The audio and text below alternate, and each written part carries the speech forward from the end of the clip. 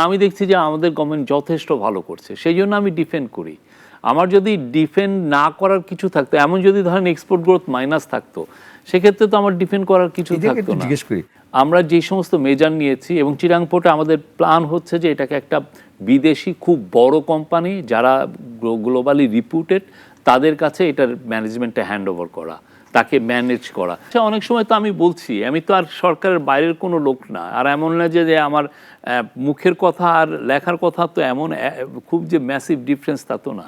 ভয়ের রাজনীতি শেখ হাসিনার সময় আমি দেখেছি, ভয় কিভাবে মানুষকে মানে একজনকে গুম করে পুরো সোসাইটিকে একটা ভয়ের চাদরে মুড়ে দেওয়া হয়েছে। সেই জায়গায় তো আমরা নাই, আমরা কাউকে গুম হচ্ছে না, কাউকে ক্রস ফায়ারে দেওয়া হচ্ছে না, হিউম্যান রাইটসটা আপহোল্ড করা হচ্ছে। এই গভর্নমেন্ট দায়িত্ব নেওয়ার পরে 350-400টা প্রোটেস্ট হয়েছে। কোথাও কোন সময় দেখেছেন যে লেথাল উইপেন ইউজ হয়েছে একটাতেও? আমি নিজে আগে জার্নালিস্ট, আগে আমি একরকম চিন্তা করতাম, কিন্তু আমি যখন গভর্নমেন্টের মধ্যে এসছি, আমি যখন ক্যাবিনেটের ডিবেটগুলো দেখছি, আমি যখন এটা নিয়ে বারবার চিন্তা করছি যে না, আমি খুব দ্রুত একটা করা যায়, সেটা একটা স্বৈরাচারী মনোভাব হয়ে যায়। স্বাগত জানাচ্ছি বলানো বলা অনুষ্ঠানে। আমাদের আজকের অনুষ্ঠানের অতিথি প্রধান উপদেষ্টার প্রেস সেক্রেটারি সাংবাদিক শফিকুল আলম। শফিকুল আলম, আপনাকে স্বাগত জানাচ্ছি অনুষ্ঠানে অংশ নেওয়ার জন্য। আগে আপনার কাছে একটু জিজ্ঞেস করি, আপনি আসলে আমাদের কাছে, আগে আপনাকে আমরা চিনি, আপনি আমাদের একজন অত্যন্ত কাছের বড় ভাই সাংবাদিক। আপনি এই গণমাধ্যমে অনেক দিন ধরে কাজ করছেন, আপনি আন্তর্জাতিক মানে যে প্রতিষ্ঠানগত কাজ করছেন এবং অনেক ধরনের সাংবাদিকতা দেখেছেন এবং সেইটার অভিজ্ঞতায় বাংলাদেশকে সবসময় আপনি তার সাথে বাংলাদেশের সাথেও যুক্ত ছিলেন। বাংলাদেশের অনেকগুলো ঘটনার আপনি নিজে সাক্ষী। একটা জিনিস জিজ্ঞেস করতে চাই, সাংবাদিকতার পরবর্তী সময়ে এসে আপনি সাংবাদিকতার যে, এবং আপনি যে প্রতিষ্ঠানে চাকরি করতেন, এপিতে যেখানে চাকরি করতেন, সেটা তো খুব ভালো, আপনার স্যালারি ছিল, সব কিছু মিলিয়েও আপনি নতুন বাংলাদেশ নির্মাণের জন্য ডক্টর ইউনূসের আহ্বানে সাড়া দিয়ে এসে আপনি প্রেস উপদেষ্টার দায়িত্ব নিলেন। যদি এখানে সুযোগ সুবিধা কম, বেতন কম, তারপরও নিয়েছেন দায়িত্ব। কিন্তু এখন আপনি অনেক জনপ্রিয় আগের চাইতে, আমি মনে করি, অন্তত আমার ধারণা তাই বলে। অনেক মানুষ চিনে আপনাকে দেখলে। মানুষ চিনে, জনপ্রিয় কিনা কে জানে। হ্যাঁ, মানে মানুষ যাকে চিনে সে তো জনপ্রিয়, সে খারাপ করতে হোক ভালো, কিন্তু মানুষ চিনে, চেনার কথা। জি, এটা কি উপভোগ করেন? বা কাজটাকে তো অবশ্যই উপভোগ করছেন। কাজটা তো একটা লার্নিং এর বিষয়। আমি এক ধরনের কাজ করতাম 30 বছর, হঠাৎ করে আমি নতুন একটা কাজের মধ্যে ঢুকে গেছি। তো ওইটাকে করা এবং প্রতিদিন যেটা হয় যে আমি কি আমার মানুষজন, মানে বাংলাদেশি মানুষকে আমি কি ঠিক মতো ইনফর্ম করতে পারছি কিনা, আমার কোনো ল্যাকিং আছে কিনা, এটা আমার ভোগায় আর কি। যে আমি এই জিনিসটা এইভাবে না বলে এইভাবে বললেও তো পারতাম, তাহলে কি আরও ক্ল্যারিটি থাকতো কিনা, ট্রান্সপারেন্সি থাকতো কিনা। এটা কেন কমিউনিকেশনে আপনি থাকলে আপনার তো যেটা হয় যে আপনার গভর্নমেন্ট বা আপনার প্রতিষ্ঠান যে কাজটা করছে সেটা মানুষকে জানানোটাই তো আপনার কাজ।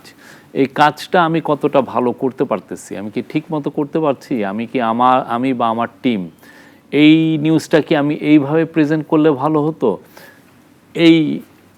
এই জিনিসগুলো ভোগায়। বাট আদারওয়াইজ একটা জিনিস হয়েছে, যেহেতু আগের প্রেস সেক্রেটারিরা সামনে আসতেন না, তারা আসলে কোনোদিন প্রেস কনফারেন্স করছেন এটাও আমি জানি না। আমাদের তো প্রতিদিন, কালকে করতে হয়েছে, প্রায় অলমোস্ট এভরিডে প্রতিদিনই করতে হচ্ছে, প্রতি মুহূর্তে করতে হচ্ছে, কখনো কখনো একদিনে দুইবার আপনাকে 2-3 বার থাকতে হচ্ছে। তো ফলে হয় কি যে আমরা কথা বলি, ভুলভ্রান্তি হয়, বাট ওইখান থেকে শিখি, আবার চেষ্টা করি যেন আরও বেটারভাবে মানুষজনকে ইনফর্ম করতে।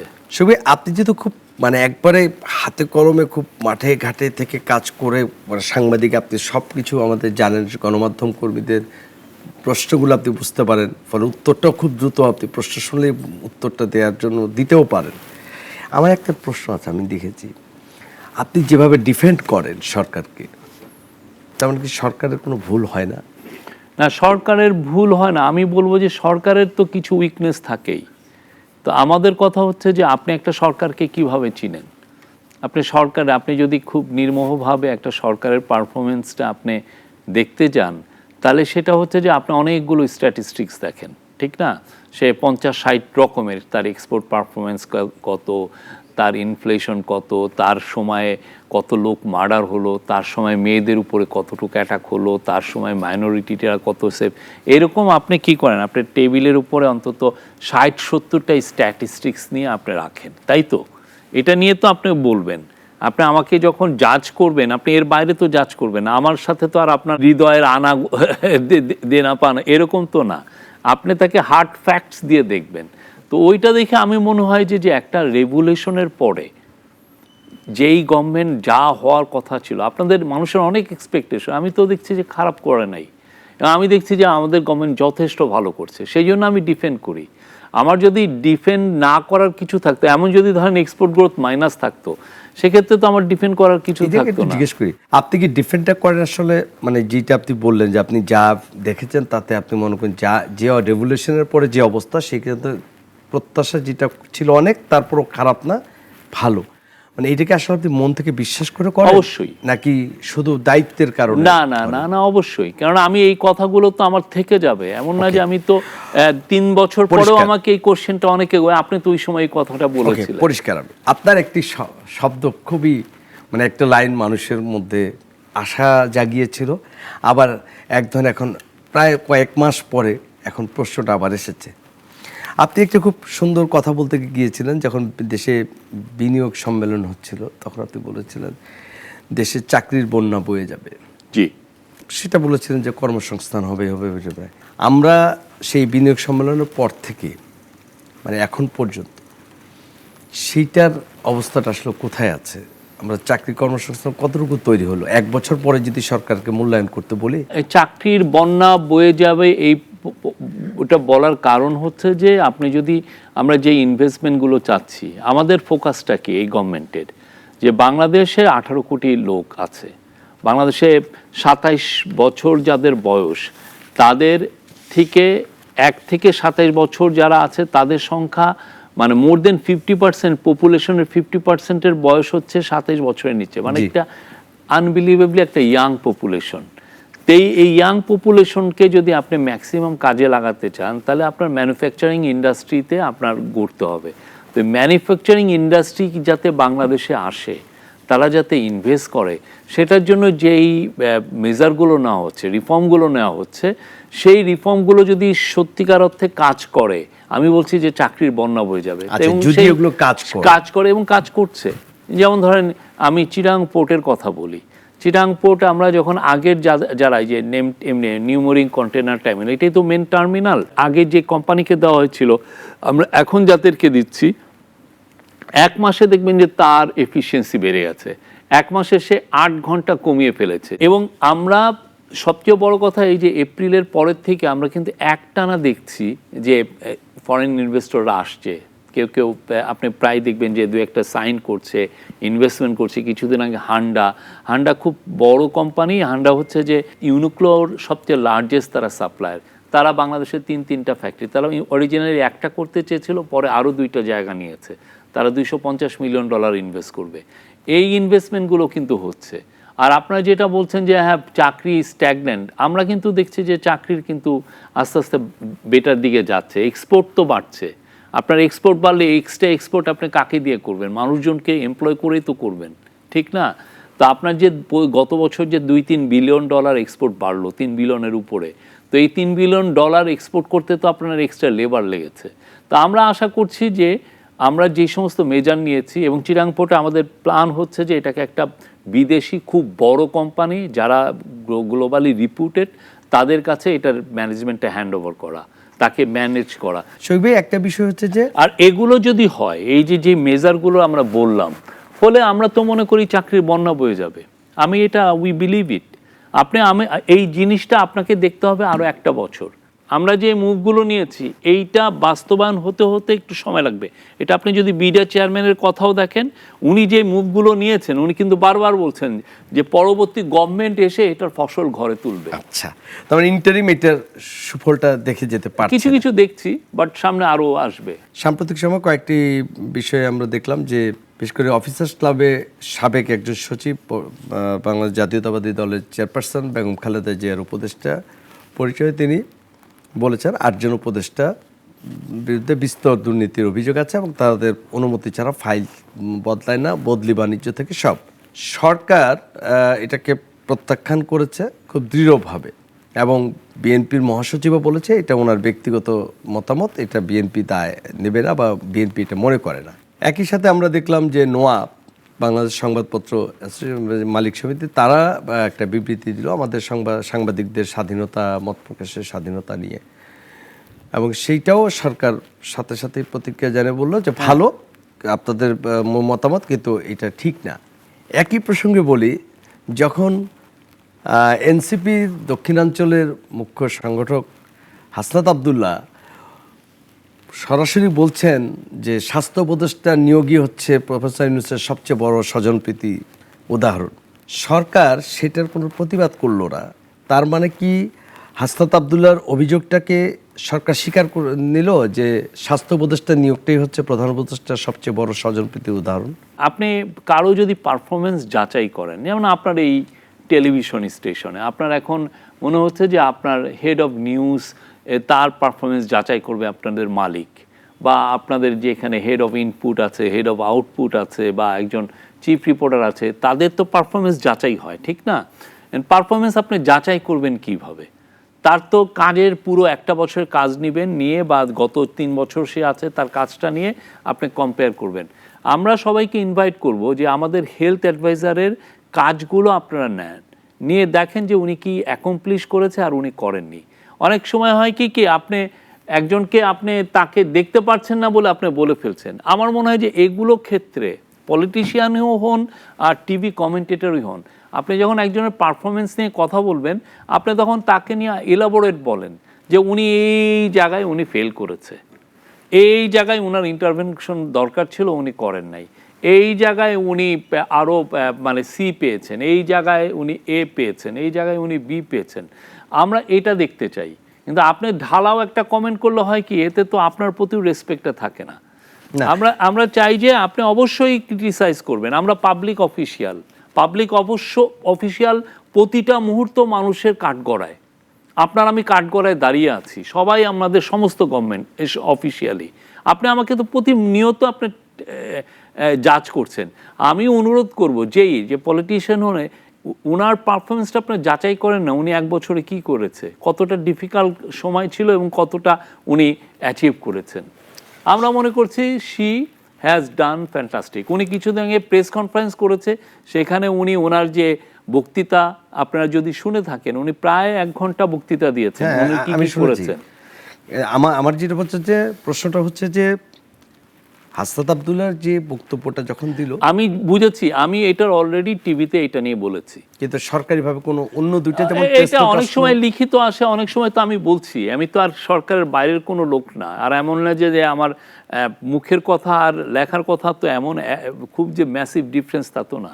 জুলাই আন্দোলনে যারা আহত হয়েছে এবং হাসপাতালে এখনো চিকিৎসাধীন অবস্থায় আছে, চক্ষু হাসপাতাল, পঙ্গু হাসপাতাল, প্রায়শই তারা রাস্তায় নামছে এবং তাদের ক্ষোভটা হচ্ছে সরকার, কিন্তু বেশি ক্ষোভ হচ্ছে স্বাস্থ্য বিভাগের উপরে।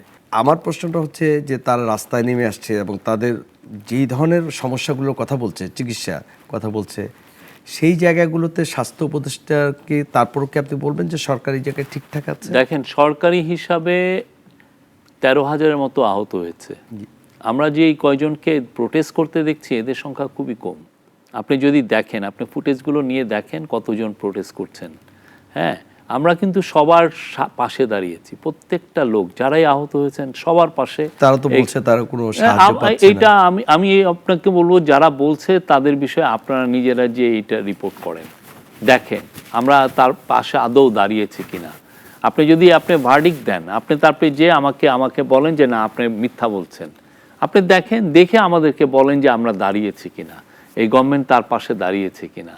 অতি সম্প্রতি মানে ঠিক জুলাই মাসের 24 তারিখে অন্তর্বর্তী সরকারের যে অর্থনৈতিক বিষয়ে যে শ্বেতপত্র প্রকাশ করেছিল, দেবপ্রিয় ডক্টর দেবপ্রিয় তিনি বলেছেন এই সরকারের ভিতরে আরেকটি সরকার আছে, যে কারণে সরকার তিনি বলছেন অন্তর্বর্তী সরকারের ভিতরে আরেকটা সরকার আছে। আমি একটু পড়ে শোনাই।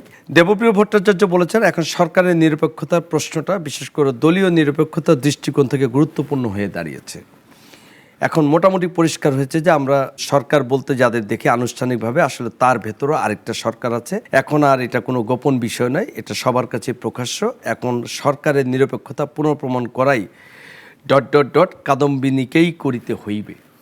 ডক্টর দেবপ্রিয় ভট্টাচার্য ব্যক্তিগতভাবেও প্রফেসর ইউনূস সাহেবের খুবই অনেক দিনের পূর্ব পরিচিত তারা, আবার এই সরকারের যে অর্থনৈতিক শ্বেতপত্র প্রকাশ করেছেন তিনি, হ্যাঁ, এবং তিনি খুবই আরও কিছু মানে কঠিন কথা বলেছেন। আপনি এ বিষয়ে কি বলবেন? সরকার না, আমরা মনে করি না সরকারের ভিতরে কোনো সরকার আছে। আমাদের যে সরকার, তাদের যে মিনিস্টার, তাদের রোলগুলো খুবই ডিফাইন। তারা সবাই তাদের কাজগুলো করছেন এবং কেউ কারো কাজে ইন্টারফেয়ার করছেন না। আপনি সরকারের ভিতরে সরকার আপনি কখন বলেন? যখন দেখা যায় যে একজন প্রধান সরকারের যে প্রধানতম ব্যক্তি, তাকে ঘিরে ৩-৪ জন ব্যক্তি ছড়ি ঘুরাচ্ছেন, সেরকম তো না। আসিফ নজরুল তো তার যে মিনিস্ট্রি দুইটা, সেটাকে উনি রান করছেন, আর একটা মিনিস্ট্রি তো রান করছেন না। আদিলুর রহমান খান বা ফরিদা আক্তার তাদের মিনিস্ট্রিগুলোই দেখছেন। হ্যাঁ, শারমিন মুর্শিদ তাদের মিনিস্ট্রিগুলোই দেখছেন। কেউ যদি বলতো যে না, ওনাকে রিডান্ডেন্ট রাখা হয়েছে, শারমিন মুর্শিদকে রিডান্ডেন্ট রেখে ওনার কাজটা আর এক মিনিস্টার করে দিচ্ছেন, বা এই ৩-৪ জন লোকই ছড়ি ঘোরাচ্ছেন, এরকম যদি কোনো এভিডেন্স পান আমাদেরকে বলেন। আমরা তো এই বিষয়ে প্রফেসর ইউনূস এই রোলে আসার আগে উনি কিন্তু বৃহৎ অনেক প্রতিষ্ঠান চালিয়ে এসছেন। উনি জানেন how to run an organisation. ঠিক আছে, কিন্তু এইটা এই যে সরকারের ভিতরে সরকার, এগুলো হলো মুখরোচক কথাবার্তা। হ্যাঁ, একজন যিনি সিরিয়াস রিসার্চার, আমি তো বলবো যে উনি আরো বেশি এগুলো ক্ষেত্রে। আপনার কি মনে হয় উনি কেন এই কথাটা আমি জানি না। উনি তো, আমি জানলাম আমাদের একজন শুভাকাঙ্ক্ষী, এবং আপনাদের সাথে খুবই, আমি জানি না উনি কেন বললেন, বাট আমি বলতে পারি এই সরকারের কাজগুলো, সবার কাজগুলোই ডিফাইন।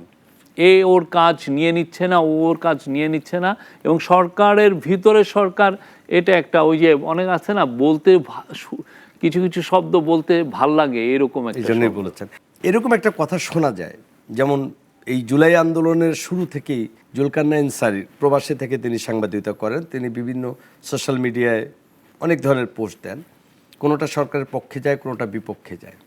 তিনি বলেছেন এই সরকারের মধ্যে 3টা গ্রুপ, একটা হচ্ছে ছাত্রদের গ্রুপ, একটা হচ্ছে সুশীল সমাজ থেকে যারা গিয়েছেন, আরেকটা হচ্ছে আদিল রহমানদেরকে নিয়ে ছোটন নামে একজন ভদ্রলোক আছে, যারা বেসিক্যালি প্রবাসে থেকে কয়েকজন, তাদের একটা গ্রুপ আছে, তাদের একটা প্রভাব আছে আপনাদের উপরে। ফলে 3-4টা গ্রুপের একটা জায়গায় গিয়ে পাওয়ারগুলো খেলে বিভিন্ন জায়গায়। সেক্ষেত্রে আপনি কি বলবেন যে এটা পুরোটাই বায়বীয়? ছোটন গ্যাং, আমি খালি শুনছি খালি ছোটন গ্যাং, পুরোপুরি বায়বীয় থিওরি, পুরোপুরি কনস্পিরেসি থিওরি। পুরো জিনিসটা দেখেন না, আমাদের যে ডিসিশনগুলো হয়, একটা গভর্নমেন্ট কিভাবে ডিসিশন নেয়। একটা গভর্নমেন্ট ডিসিশন নেয় হচ্ছে, তার কাউন্সিল অফ অ্যাডভাইজার আছে, মানে ক্যাবিনেট আছে, ক্যাবিনেট প্রতি সপ্তাহে বসে, এবং তার যখন ইকোনমিক যে ডিসিশনগুলো নেয়, ওইটাও হচ্ছে সপ্তাহে 2 সপ্তাহে একবার বা মাসে 2-3 বার হয়, সেটা হচ্ছে একনেকে বসে। ঠিক আছে, এই যে ক্যাবিনেটের যে ডিসিশনগুলো, সবাই থাকেন।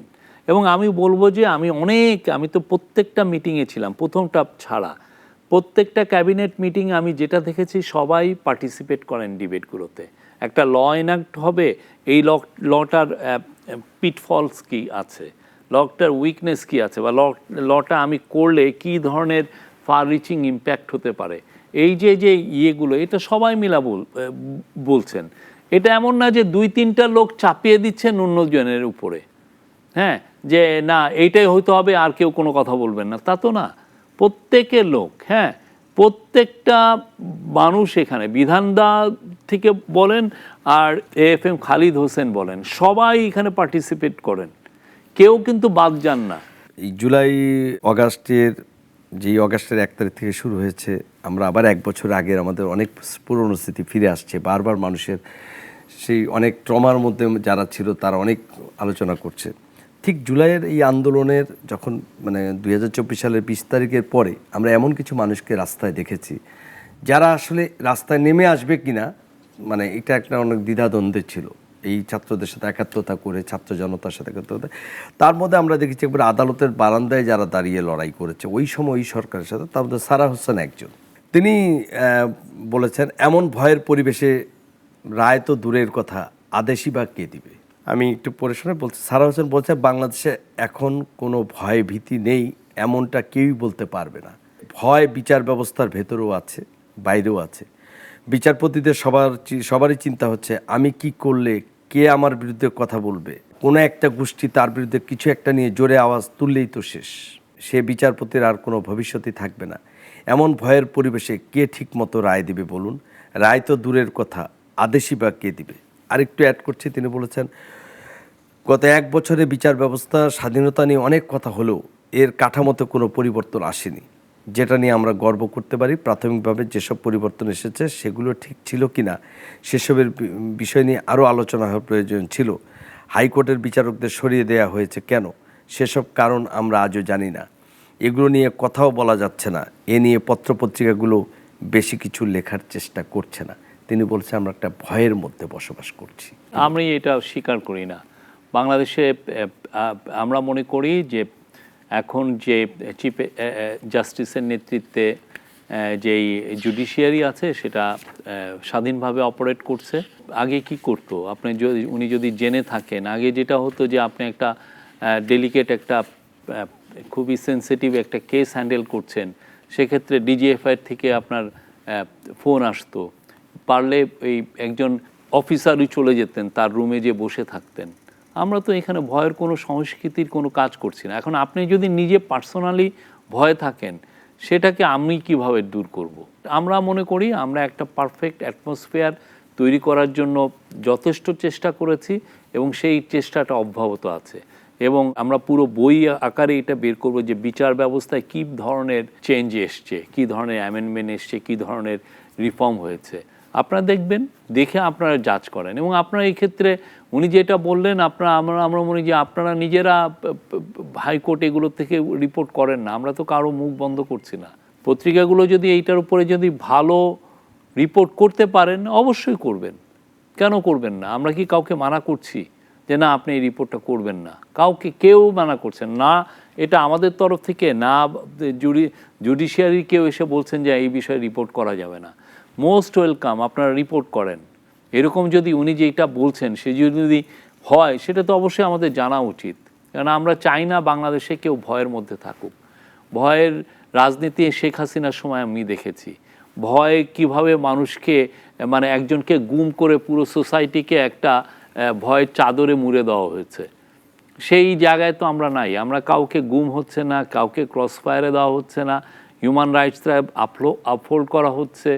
এবং আমরা মনে করি যে আমরা একটা পারফেক্ট অ্যাটমসফিয়ার রাখার চেষ্টা করছি। যেইটা মতিউর রহমান চৌধুরী সাহেব বলছেন মানব জমিনের, এইটা কিন্তু গণমাধ্যম কর্মী হিসেবে আমরা একটা বলি যে আপনিও কথা বলছেন, এখন কিন্তু কোনো টেলিফোন আসলে আসে না আমাদের কাছে যে তুমি এই নিউজ চালাতে পারবে না বা ওইটা বন্ধ করো, মানে এটা কখনোই আপনার দপ্তর থেকে আসে না, বলেনি। কিন্তু একটা চাপ অনুভব হয় যে আমি এটা কি চালাবো, এখন চালাতে গেলে যদি হঠাৎ করে একদল 7-8 জন লোক চলে আসে আমি কি করব, আমি প্রোটেক্ট করব কিভাবে?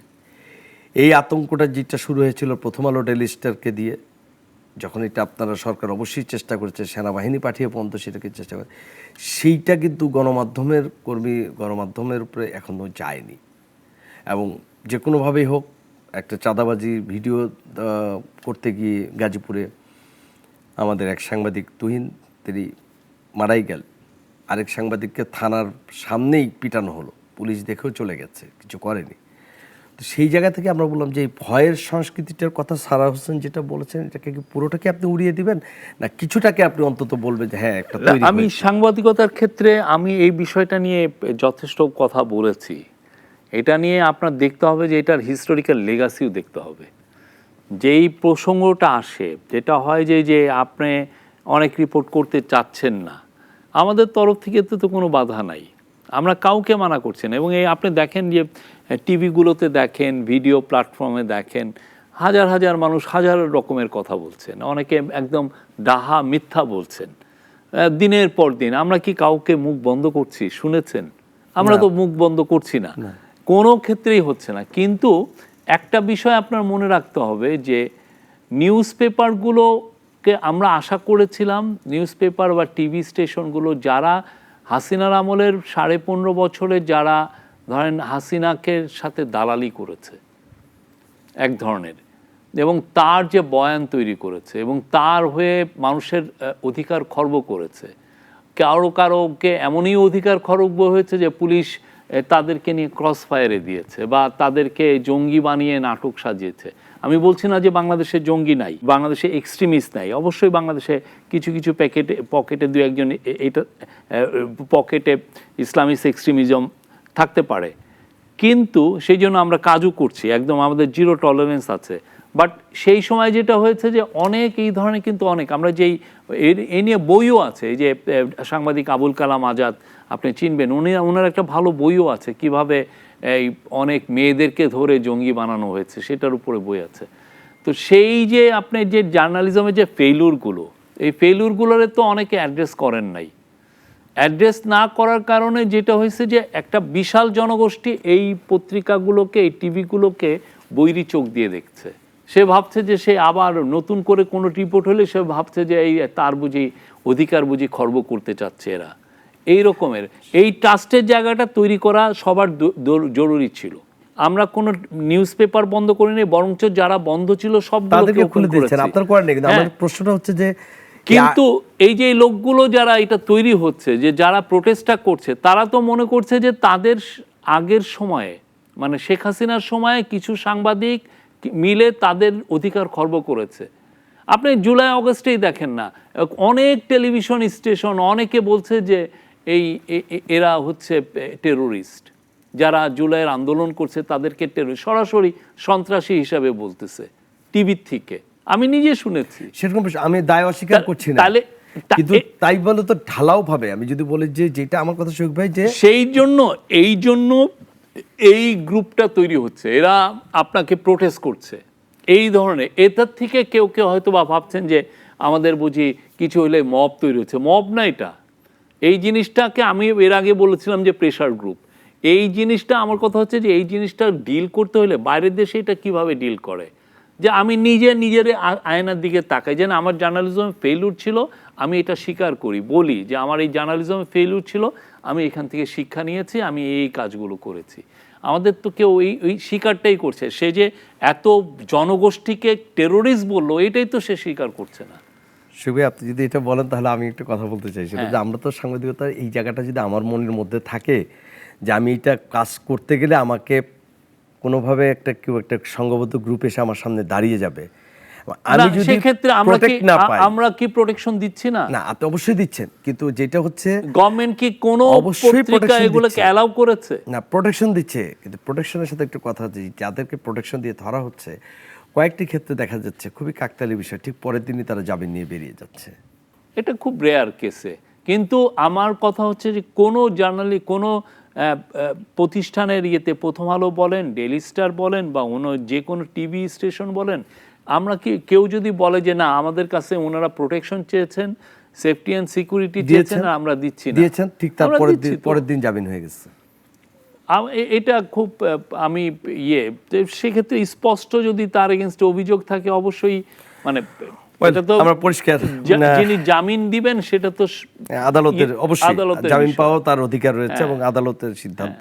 2009 সালে প্রফেসর ইউনূস সাহেব একটা সেমিনার চমৎকার কথা বলেছেন, বাংলাদেশে বলেছিলেন যে সুশাসনের বিষয়ে বলেছিলেন, যে কোনো আমরা দেশে মাস্তানের কথা বলি, আমরা বলি যে সন্ত্রাসী, সরকার হচ্ছে আসলে বড় মাস্তান। সরকার রাষ্ট্র চালায়, সরকারের অনেকগুলো বাহিনী থাকে এবং সেই জায়গা থেকে সরকার নিজেই এক সময় অনেক বেশি দমন নিপীড়নে চলে যায়।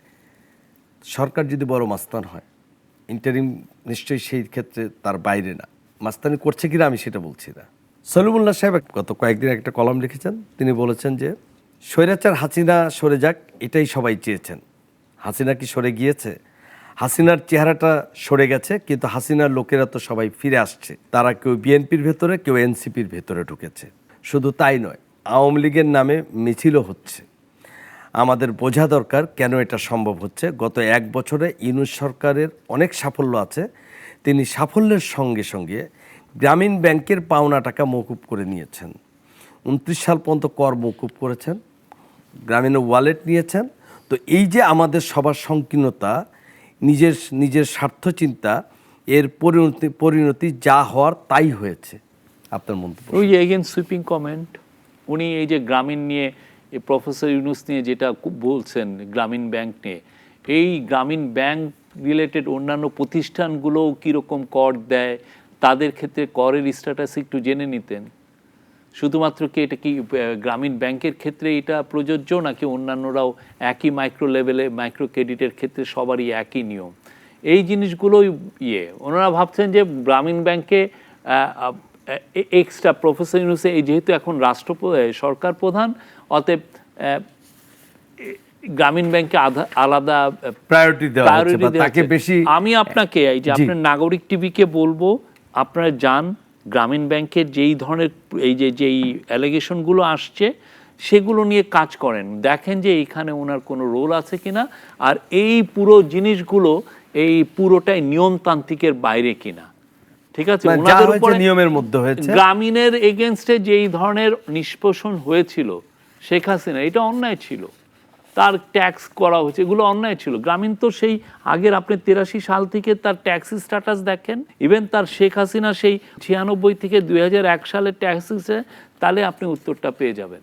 এখন হয় কি, অনেকে তো পড়ালেখা করেন না, আমি সলিমুল্লাহ খান প্রচুর পড়ালেখা করেন, বাট আমার কথা হচ্ছে এই যে এই পার্টিকুলার বিষয়ে উনি আরও ডিটেলস নেন নাই। উনি আরও ডিটেলস নেওয়া উচিত ছিল, কেননা উনি একটা লোকের সম্পর্কে এক ধরনের বাজে মন্তব্য করে ফেলছেন। এমন মানুষ তো ওনাকে রেসপেক্ট করেন, সলিমুল্লাহ খানকে, ভাবেন যে সলিমুল্লাহ খান যখন এইটা বলছে অতএব এটা বুঝি সত্য। তা আমি ওনাকে রিকোয়েস্ট করবো, আপনি পুরো ডিটেলসটা নেন। গ্রামীণ ব্যাংকের ওদের পিআর অফিস আছে, ওদের প্রতিষ্ঠানের যদি উনি প্রধানকে ফোন দিতে পারেন, আপনারাও করেন। এগুলো নিয়ে যেহেতু সমাজে প্রশ্ন উঠছে, will be more than happy যে আপনারা এইটা নিয়ে কাজ করেন, করে দেখেন যে এই কোনো ধরনের কোনো অন্যায় করা হয়েছে কিনা, কোনো ধরনের কোনো সুবিধা নেওয়া হয়েছে কিনা। এটা তো অন্যায় যে একজনের নামে এক ধরনের এই ধরনের রিউমার ছড়ানো, দরকার তো নাই। এই সরকারের সবচেয়ে বড় কমিটমেন্টের জায়গা ছিল বিচার সংস্কার এবং দেশকে নতুনভাবে নির্মাণ করা, এটা ছিল প্রতিশ্রুতি, এবং সেই প্রতিশ্রুতির মধ্য দিয়ে অনেকগুলো সংস্কার কমিটি করা হয়েছিল। এদেশে মানুষের সবচেয়ে যেটা বড় যেটা টেনশন বা চিন্তা, যে আমি ঘর থেকে সকালবেলা যাব এবং আমি নিরাপদে আমার ঘরে ফিরে আসতে চাই, এই যে জায়গাটা থেকে আসা এবং যাওয়ার যে চিন্তা, তার জন্য কি চায় মানুষ? একটু স্বাভাবিক নিরাপত্তা চায়। সাধারণ মানুষের খুব বেশি চাওয়া নেই, রাজনীতি নিয়ে তাদের কোনো মাথা ব্যথা নেই, দুবেলা খেতে পারবে, ঘরে ফিরতে পারবে, ঠিকমতো ঘুমোতে পারবে।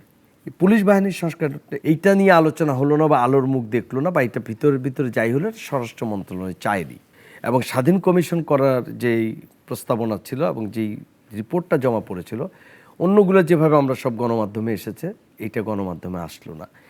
এটা কি সরকারের কোনো সামনে আনার চিন্তা আছে নাকি না আপাতত কিছু? আপনি এবারই কিন্তু আমরা আমাদের যে প্রফেসর ইউনূস তার জাতির উদ্দেশ্যে ভাষণে কিন্তু এটার উপরে ছোটখাটো একটা হালকা ছোট করে আছে, ডিটেইল নাই করেছেন। যেমন ধরেন পুলিশ আগে লেথাল উইপেন ব্যবহার করত, এখন মারণাস্ত্র ব্যবহার করতে পারবে না, আপনারা আগেই বলে দিয়েছে। হ্যাঁ, তো এটা কি বড় সংস্কার না?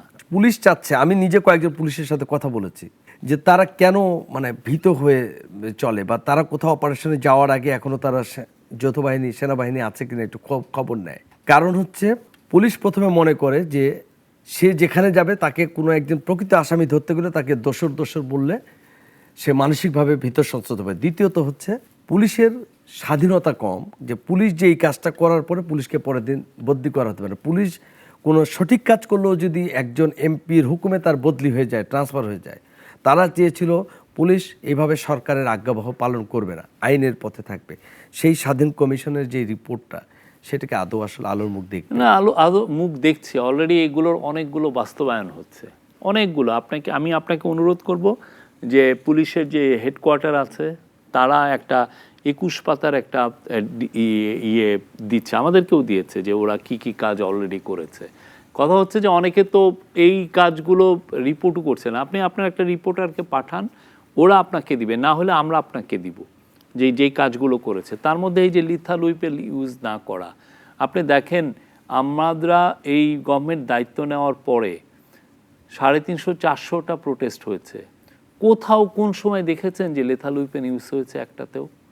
অনেকগুলো কিন্তু প্রোটেস্ট ইভেন ভায়োলেন্ট হয়ে গেছিল, ভায়োলেন্স ছিল সেগুলোতে। একমাত্র গোপালগঞ্জে হয়েছিল এনসিপির ইয়েতে, আর কোথাও সেইখানে কি পুলিশ ব্যবহার করেছে? পুলিশ করেনি, যে আমাদের বলতে পারি আইন শৃঙ্খলা বাহিনী করেছে। তাহলে তো এই জায়গাগুলো তো আমরা উত্তরণ হয়েছে, আমরা থানাগুলোতে আগে, এই যে অনেকে বলে যে আইন শৃঙ্খলা পরিস্থিতি খারাপ, আপনি এটার কারণ কি জানেন? আমরা মনে করি আইন শৃঙ্খলা পরিস্থিতি ঠিক আছে, স্ট্যাবল আছে, আর গত বছরও যা ছিল সেরকমই আছে। এটার কারণ হচ্ছে যে আমরা কাউকে যদি কেস দিতে আসে, আমরা কাউকে মানা করছি না। আগে কেসই তো নিত না। আপনি কেস দিতে আসবেন, সে যদি আওয়ামী লীগের লোক হয়, যার এগেনস্টে দিচ্ছেন, সেটা জীবনেও কেস নেওয়া হয় নাই। আমরা এখন কাউকে মানে, এবং আপনি পারলে আরও আপনি অনলাইনে জিডি করতে পারতেছেন, এবং এটা ইউনিভার্সাল সবার জন্য হচ্ছে, হবে কিছু কিছু ক্ষেত্রে হয়েছে, তারপরে পুরো আমি আপনার ওইদিকে আসতেছি। আমি তার আগে একটু বলি, আমি নিজেই বলি এই সরকার আসার পরে মানুষের দৈনন্দিন জীবনে যে প্রতিবন্ধকতা থাকতো, যেমন আমি পাসপোর্ট করতে যাব, পুলিশ ভেরিফিকেশন একটা বড় ঝামেলা ছিল, একদিনে পাসপোর্ট পাচ্ছে, জন্ম নিবন্ধনের ওখানে গিয়ে দিনের পর দিন পড়ে থাকতে চান। অনেকগুলো কাজ ভালো হয়েছে। অর্থনীতি বাজার যে মন্দার মধ্যে চলে গেছিল, ডলারের যেভাবে দাম বাড়ছিল, সেগুলো নিয়ন্ত্রণে অনেকটাই চলে আসতেছে। এগুলো নিয়ে কোনো, এবং যে আমেরিকান শুল্ক যেটা, ট্রাম্পের ট্যারিফ যেটা, সেটা তো যেভাবে নেগোশিয়েট করলে এটা ভালো দিক। কিছু বিষয় জায়গা নিয়ে মানুষের বড় অস্বস্তি রয়েছে, মানুষ চাপে আছে, এটাকে আমরা গণমাধ্যম কর্মী হিসেবে উপলব্ধি করি বা দেখি। আমি সেই জায়গা থেকে এসে আপনাকে একটা কথা জিজ্ঞেস করি। সম্প্রতি রাশেদা কে চৌধুরী এবং শিরিন হক, যারা না ঐক্যমত কমিশনে, বিশেষ করে শিরিন হক ছিলেন নারী বিষয়ক ঐক্যমত কমিশনের প্রধান, এই সরকার করেছিলেন, তিনি বলেছেন যে এই রিপোর্টটি জমা দেওয়ার পর যে ধরনের আক্রমণের শিকার তারা হয়েছেন, কথার, মানুষের কথার, এবং যে ধরনের মানে সামাজিক যেভাবে নিপীড়ন করার চেষ্টা করা হয়েছে, সরকারের দিক থেকে যথেষ্ট পরিমাণ তাদেরকে সেই সাপোর্ট দেয়া হয়নি, পরিষ্কার বলেছেন। দ্বিতীয়ত, রাশেদাকে চৌধুরী তিনি সেই জায়গায় বলছেন, তত্ত্বাবধায়ক সরকারের সাবেক একজন উপদেষ্টা, কাদের চাপে পড়ে কোন দিকে হাঁটছে সরকার, এবং পরিষ্কার করে বলছেন যে জুলাই ঘোষণায়, এই যে জুলাই ঘোষণা হলো, সেখানে নারী শব্দটাই বাদ দিয়ে দেওয়া হয়েছে। এবং খুব সচেতনভাবে তারা বলেছেন, খন্দকার গোলাম মোয়াজ্জেম তিনি দাবি করেছেন জুলাই ঘোষণাপত্র থেকে নারীকে সচেতনভাবে বাদ দেওয়া হয়েছে। জুলাই ঘোষণাপত্র থেকে নারীকে যে বাদ দেওয়া হলো, এই মন্তব্য করে বেসরকারি গবেষণা প্রতিষ্ঠান সেন্টার ফর পলিসি ডায়ালগের গবেষণা পরিচালক খন্দকার গোলাম মোয়াজ্জেম তিনি বলেন, জুলাই ঘোষণাপত্রে পুরোটা পড়েছি, এর প্রতিটি শব্দ বোঝার চেষ্টা করছি, কোথাও নারীর উল্লেখ নেই। জুলাই ঘোষণাপত্র থেকে নারীকে সচেতনভাবে বাদ দেওয়া হয়েছে, অথচ এই আন্দোলনে নারীদের যে অংশগ্রহণ ছিল, তরুণদের অংশগ্রহণ এবং তরুণদের দলও ছিল, তারপরেও নারীদেরকে কোনো স্থান দেওয়া হলো না। কি বলবেন? এইটা আমি বলবো যে আপনি কি আমাদের যে ডিক্লারেশন অফ ইন্ডিপেন্ডেন্স, যেটা এপ্রিলের 10, 1971, ওইটা পড়েছেন? আমি যেটা শুনেছি যে এটা তো জেন্ডার স্পেসিফিক না, এটা সবাই ছিলেন, এটা সবার অ্যাসপিরেশনের কথা এসছে এখানে। এখানে আমি নারী, পুরুষ, ইয়াং ছেলে, ইয়াং মেয়ে, সবার কথাই ওইখানে এসছে, উই এভাবে এসছে। হ্যাঁ, এখন আলাদা স্পেসিফিক কারো তো ওইভাবে আসে নাই। এটা আপনি যদি অন্যান্য ডিক্লারেশনগুলো পড়েন, আমাদের যে 1971-এর যে ডিক্লারেশন অফ ইন্ডিপেন্ডেন্স, যেটা আমাদের গভর্নমেন্ট ইন এক্সাইল এটা তৈরি করে এটা করেছেন, আপনি ওইটা একটু পড়েন। অনেকে বলছেন এত যেহেতু কেন, কারণ ডিক্লারেশনটা এইভাবে যেহেতুই হয় না, কিন্তু ওনারা যে বলছে যে নারীদের, আমি এই জন্যই তো বললাম ওইটা আপনি একটু পড়েন, ওইখানে কিভাবে স্পেসিফিক লেখা আছে কিনা। যারা এটা যে মানে খুব যে ডেলিভারেটলি এটা হয়েছে, এটা একটা আমার মধ্যে এটা মানে ডেলিভারেটলি তাদের নামটার উজ্জ্বল রাখা হয়েছে, এটা একটা আমি বলবো যে খুবই একটা পোর একটা ক্রিটিসিজম, এটা ঠিক না। আপনি ডিক্লারেশন যেগুলো হয় আপনি ওইটা দেখেন, ওইখানে এইভাবে এখানে আমাদের সবার কথা আছে। আমি আছি, পুরুষ আছে, মহিলা আছে, ইয়াং ছেলে আছে, ইয়াং মেয়ে আছে, বাচ্চা ছেলে মেয়ে আছে, সবাই ছিল, সবাই রাশেদা কে চৌধুরীর আমি অনেক গিয়ে পড়ি, কিন্তু আমি ওনার কথার অনেক সময় দেখি যে উনি অনেক সুইপিং রিমার্ক করেন, ওনার কথার আমি পাই না। আর খন্দকার মোয়াজ্জেম আমি জানি না, উনি তো আমি জানতাম ইকোনমিস্ট, এখন উনি দেখি আবার এই বিষয় নিয়ে উনি কথা বলছেন। বাট আমরা বলবো যে আমরা সবাই এই জুলাই এই যে ডিক্লারেশনটা, এইটা কন্টেইন সবার অ্যাসপিরেশনটাই এটাকে ধারণ করছে, সবার অ্যাসপিরেশন, আমার, কামরুজ্জামান বাবুর, বা রাশেদা কে চৌধুরী, বা একটা ইয়াং ছেলে, সবার অ্যাসপিরেশনটা এটা প্রতিফলন এখানে হয়েছে। আমাকে একটু বলবেন যে শিরিন হকের বিষয়টি তিনি যে শিরিন কথাটা হকের বললেন, বিষয়টা আমরা এটা ওই সময় আমরা জানি যে এই বিষয়ে আমরা এটা খুবই আনফরচুনেট যে ওনাকে অনলাইনে অনেক ধরনের বাংলাদেশের এই ফেসবুক এগুলো সোশ্যাল মিডিয়া আসার পরে যেটা হয়েছে যে অনেক ধরনের বাজে বাজে মন্তব্য অনেকে করে ফেলেন, বা আমরা কিছু কিছু দু একটা র্যালিতেও দু একটা হতে পারে। খুবই আনফরচুনেট। আমাদের তরফ থেকে ওনাকে রিচ আউট করা হয়েছে, তো ওনার যদি সেফটি সিকিউরিটি, আমরা অবশ্যই এটা তো আমরা সবসময় এগুলো দেখছিলাম যে ওনার কেউ যেন কোনো ধরনের কোনো ইন্টিমিডেশন হয় কি না বা থ্রেট হয় কি না, যেই কথাগুলো হয়েছে সেগুলো আনফরচুনেট। নারী ঐক্যমত কমিশনটার বিষয়ে, নারী সংস্কার কমিটির বিষয়ে ঐক্যমত কমিশনের যে সম্মানিত সদস্য বদিউল আলম মজুমদার বলেছেন যে এটা একটা বিরাট ভুল হয়ে গেছে, যে ঐক্যমত কমিশনটাকে হয়েছে বয়েজ ক্লাব করা হয়েছে, অথচ নারীদের বিষয়ে যে কথা বলবে একজন নারী প্রতিনিধি নেই। বলা হচ্ছে যে দুই একটি দক্ষিণপন্থী রাজনৈতিক দলের চাপে আপনার নারী কমিশনটাকে বাদ দিয়ে দিয়েছেন। আমরা এইটা মনে করি না। তাহলে তো আর দক্ষিণপন্থী এদের যদি চাপ থাকতো তাহলে তো নারী কমিশনই হতো না। না, এটা রিপোর্টটা বের হওয়ার পরেই এই জন্য এটা নিয়ে এখন আর কোনো আলোচনা নেই। এটাকে আদৌ আসলে না, এটা হচ্ছে যে আমাদের গভর্নমেন্ট আসলে কতটুকু সময় পাবে। আমরা তো যেমন ধরেন হেলথ কমিশনেও অনেকে বলছেন যে ওগুলো নিয়ে অনেক কাজ হচ্ছে না, আমরা কিছু কিছু কাজ করছি। কাউন্সিল অফ অ্যাডভাইজার যতগুলো কমিশনের রিপোর্ট পাচ্ছে তার মধ্যে কিছুতে মানে প্রথম 5-6টা নিয়ে তো পলিটিক্যাল পার্টির সাথেই কথা হচ্ছে, পরের 5-6টা যেটা নিয়েছে সেইটা নিয়ে আমরা আমাদের কাউন্সিল অফ অ্যাডভাইজার যদি আরও সময় পান অবশ্যই কাজ করবেন। তার মানে আমরা বুঝতে পারি সুখ ভাই যে বাস্তবতা হচ্ছে যে সময়টা এখন আমাদের হাতে আছে, এই সময়ের মধ্যে যেগুলো করা সম্ভব, যেগুলো আসলে প্রতিশ্রুতি বা চিন্তা ছিল, সময়ের স্বল্পতা এবং বাস্তবতা মিলিয়ে সবকিছু আসলে করা সম্ভব হচ্ছে না ইন্টারিম সরকারের পক্ষে। ইন্টারিম গভর্নমেন্ট তার সর্বোচ্চ চেষ্টা করছে। আগামী 6 মাস আমাদের মেয়াদ আছে, তার মধ্যে আমরা যতটুকু পারি সব কিছু আমরা করার চেষ্টা করব। একটা ল করতে গেলে অনেক সময় দেখা যায় যে অনেক ধরনের ডিবেট করতে হয়। আমি যে এই লটা করছি, এই লটা 2-3 বছর পরে এটা এসে আবার আমাদেরকে একটা বুমেরাং হয়ে যায় কিনা।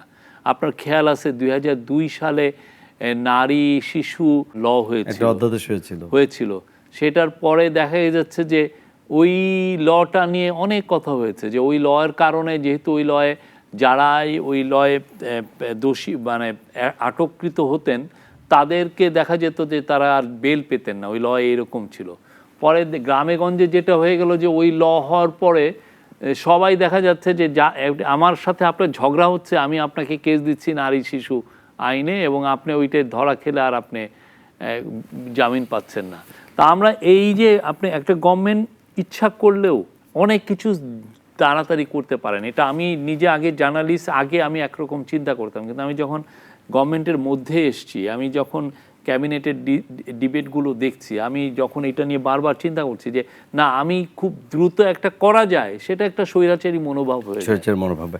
আমি একবারে শেষ দিকে একটা প্রশ্ন করি, খুদ রাজধানী, এটা এবার শেষ প্রশ্ন আপনার কাছে। আপনি নিশ্চয়ই ঢাকা রাস্তায় চলাচল করেন, আমি দেখি শুক্রবার হলে আপনি বেশ পরিমাণে বাইরে যান। গত কয়েক মিনিটে দুর্ভোগ হচ্ছে, মানুষের হচ্ছে, একটা সরকার আছে, এটার জন্য তার প্রধান উপদেষ্টাকে নির্দেশ দিতে হবে না, সড়ক ও জনপথ বিভাগ আছে। খোদ রাজধানী ঢাকা শহরের রাস্তার এই অবস্থা, খানাখান্দা চারিদিকে, দুটো সিটি কর্পোরেশন আছে। আমরা খোঁজ নিয়ে দেখছি যে ঢাকার পাশের যে আশেপাশের জেলাগুলোর অবস্থা এক অবস্থা, কোনো সংস্কারের উদ্যোগ নেই, মেরামত উদ্যোগ নেই, নাকি এখন নির্বাচনের দামামা বেজে উঠেছে বলে সবাই আসলে দ্রুত সময়টা পার করবে, কোনটা? না, এগুলো আপনি বাংলাদেশের বাজেটিং সিস্টেমটা এরকম যে একটা জিনিস কাজটা নিতে নিতে ওইটা কাজটা রোল আউট হইতে হইতে সময় লেগে যায়। এটা তো বছরের মানে প্রথম পর্যায়ে যখন সবগুলো সংস্কার হবে, ডোন্ট ওয়ারি। আমরা আশাবাদী মানুষ, আমরা আশা নিয়ে থাকতে চাই, আশা থেকে বাঁচতে চাই এবং সামনের দিকে এগোতে চাই। শফিক ভাই, আপনাকে অনেক ধন্যবাদ নাগরিককে সময় দেওয়ার জন্য। থ্যাংক ইউ দর্শক, আর এরই সাথে আজকে শেষ করছি বলা অনুষ্ঠান। ভালো থাকুন, সুস্থ থাকুন, দেখা হবে আগামী কোনো অনুষ্ঠানে নতুন কোনো অতিথির সাথে।